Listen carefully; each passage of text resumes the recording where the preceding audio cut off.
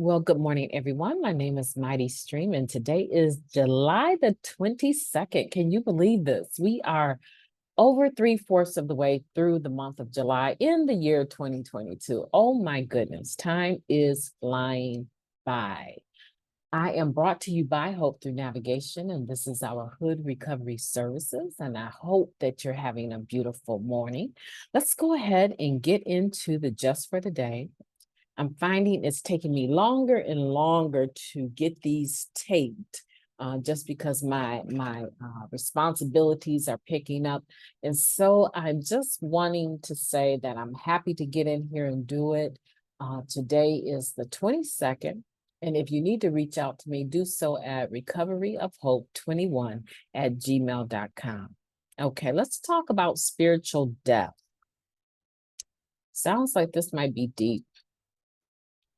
I was in a meeting this morning, very early, around 5 in the morning. I was at an international meeting, and I found out that a couple of my friends from that meeting are no longer with us. And so it was a very heavy meeting, especially with this reading. So let's go ahead and talk about spiritual death. For us, to use is to die, often in more ways than one. As newcomers, many of us came to our first meeting with only a small spark of life remaining. That spark, our spirit, wants to survive. Narcotics Anonymous nurtures that spirit. The love of the fellowship quickly fans that spark into a flame. With the 12 steps and the love of other recovering addicts, we begin to blossom into that whole vital human being our higher power intended us to be. We begin to enjoy life, finding purpose in our existence. Each day we choose to stay clean. Our spirit is revitalized and our relationship with our God grows. Our spirit becomes stronger each day. We choose life by staying clean. Despite the fact that our new life in recovery is rewarding, the urge to use can sometimes be overwhelming. When everything in our lives seems to go wrong, a return to using can seem like the only way out. But we know what the consequences will be if we use. The loss of our carefully nurtured spirituality. We have traveled too far along the spiritual path to dishonor our spirit by using. Snuffing the spiritual flame we have worked so hard to restore in our recovery is too dear a price to pay for getting high. Just for today, I am grateful that my spirit is strong and vital. Today, I will honor that spirit by staying clean. Well, this brings a perspective that I want to focus on today. Because in that meeting that I was in earlier, around 5 in the morning, I was in a Zoom meeting, and this was the topic of discussion. And there were a couple of shares that just really were very depressing. And all I could think to do was just pray in silence as I listened. There was a couple of shares I had to take the earbuds off and not listen at all, because that early in the morning is a precious time for me.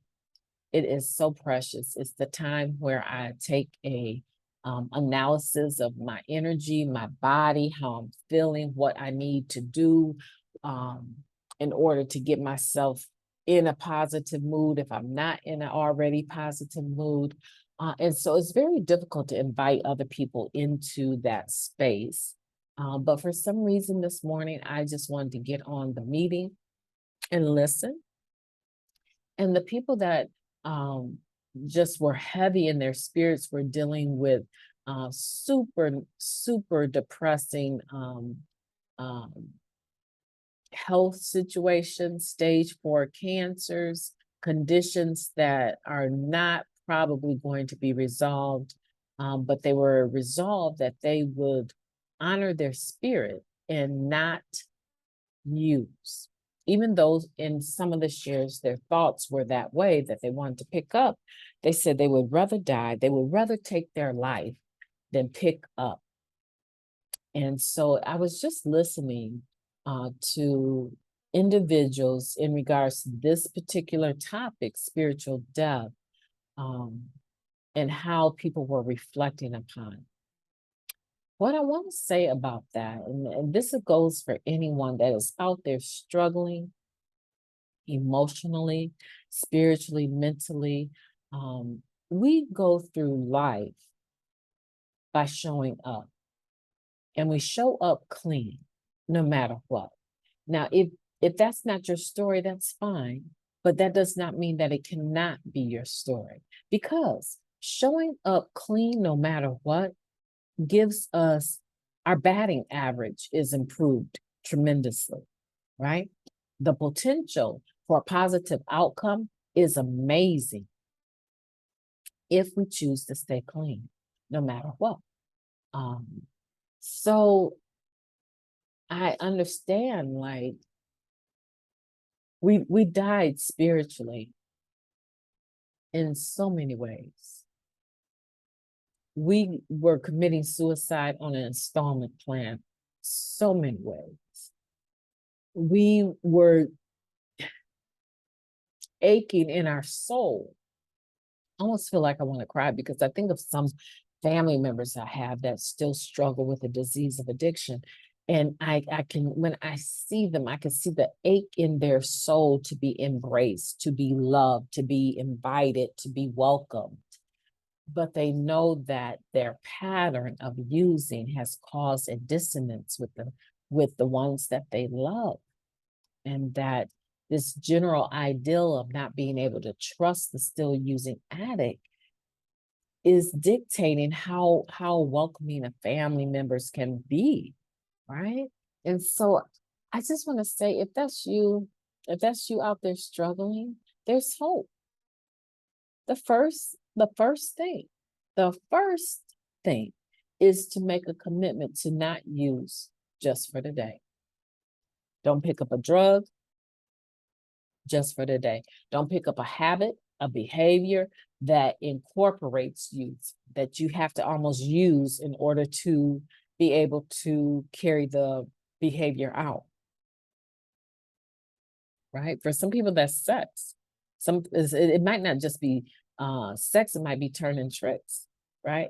For some people, the ideal of having that level of intimacy or doing the sex act without a drug is impossible to imagine.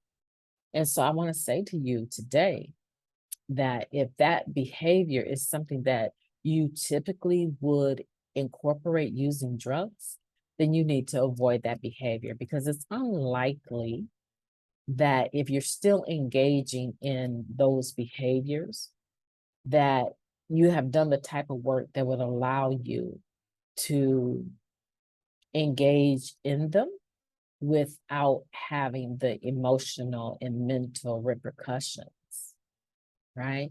Like I'm saying, you're not ready to separate the two. There's a lot of people that enjoy sex and they never use. It's a behavior, it's an addiction, but they don't put drugs in their body, right? There's a lot of people that have open relationships, and they don't have to use drugs, but there's some people that they cannot even imagine being close to anyone unless they put something on it first. If you can't separate the two, I wouldn't, whatever it is. It could be going to a movie, it could be going to the park, the ballpark, it could be hanging out at the bar and grills, watching sports, the football games or basketball games with your buddies, and you have established a habit of incorporating using that, then I would say give that up until you have a hold. You have gotten a hold of your urges. Okay. That's just, a small advice, small suggestion. But when it comes to a spiritual death, we died so many different ways. That's really my point. We died so many different ways spiritually.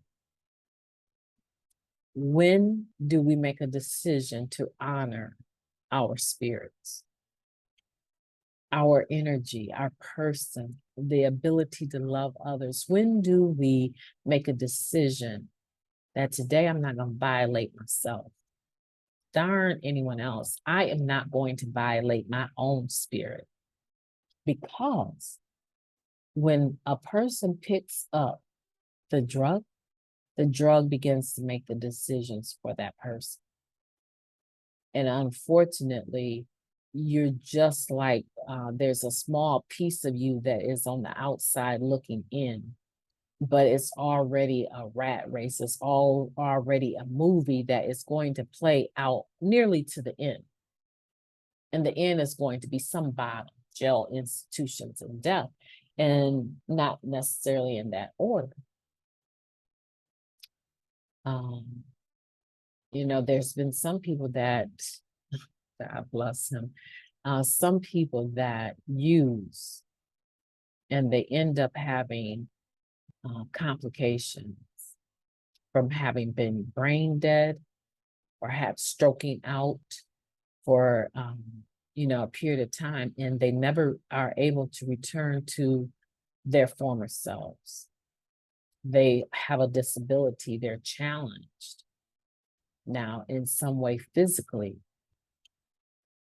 or mentally, as a direct result of having taken one too many. The basic text does talk about going beyond recall. I would never wish that for anyone. I would never want that for my worst enemy. I would never wish the horrors of addiction upon anyone. I would never wish getting the news that a loved one has overdosed as a result of using. And it was, let's say, with the end result being death. Overdose is bad, but overdose does not necessarily mean a person is going to die, right? So overdose with the end result being death, dying from an overdose. I would never want any one of you to receive that phone call. And I would never want any of you to be the phone call that someone that loves you and cares about you is going to receive. When this sort of help is available to you, it's yours for the taking. And it does not discriminate.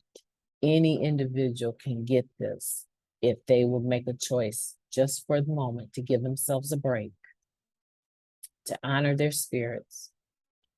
I mean, and people have different opinions about medicated detoxes. There's so many options that out there now available to anyone that is looking for the help. But the first thing is to make the decision that you want it and then to receive the help. And I hope that that's for you. And I hope that you're the attraction to others that are still struggling, that the way that you carry yourself in meetings, the way that you talk about the disease of addiction and recovery is a light of attraction to those that are still suffering.